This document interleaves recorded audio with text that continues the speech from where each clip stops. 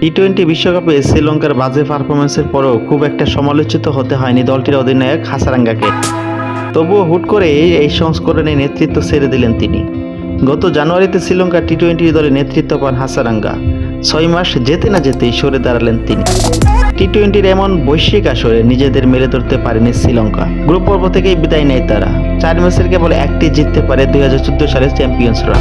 দলের এমন বড়াডুবির পরও হাসারাঙ্গাকে নেতৃত্ব থেকে সরে দাঁড়ানো নিয়ে লঙ্কান ক্রিকেটে তেমন আলোচনা হয়নি। তবুও তার পদত্যাগ করা কিছুটা বিস্ময়ের। এমন সিদ্ধান্ত কারণ নির্দিষ্ট করে বলেননি হাসারাঙ্গা। স্বল্প সময়ের এই অধ্যায়ে জাতীয় দলকে 10 টি-20 নেতৃত্ব দিয়েছেন হাসারাঙ্গা, যার 6টি জিতেছে লঙ্কানরা।